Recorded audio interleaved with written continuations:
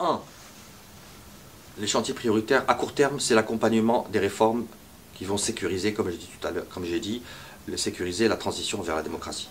C'est répondre aux attentes sociales pressantes, santé, éducation, niveau de vie, eau, accès aux services essentiels. Ça, c'est quelque chose d'important qu'il faut qu'on puisse généraliser pour crédibiliser la perspective démocratique aux yeux de l'opinion publique qui peut être sceptique quant à la valeur ajoutée, entre guillemets, de la démocratie par rapport à leur quotidien.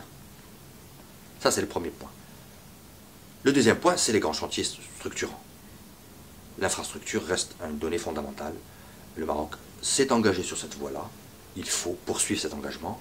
L'Europe y a aussi intérêt, car le Maroc peut devenir, et peut-être encore, peut-être à l'échelle du Maghreb, une interface avec le reste de l'Afrique. Donc en termes d'intégration économique et intégration en termes d'infrastructure, ce sont des chantiers qui sont très importants. Il y a encore des déficits en matière de couverture du territoire, en infrastructure de réseau, notamment. Voilà. Donc ça, ce sont, à mon avis, les priorités essentielles. La troisième priorité, c'est un apport en matière d'ingénierie institutionnelle. C'est très important.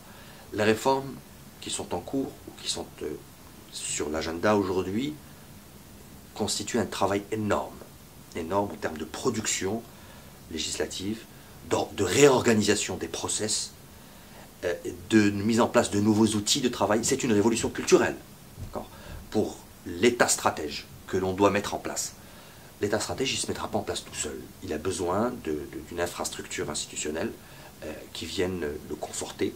Et là-dessus, il y a un investissement immatériel, je dirais, en termes de formation, d'accompagnement, d'aide, qui doit être mis en place pour réussir cette conversion et ce passage à un système fondé sur l'état de droit, un système plus efficace en termes de fourniture de services publics, bref, à une administration plus souple, plus attentive, de proximité et capable de réagir aux besoins des citoyens dans les différents pays.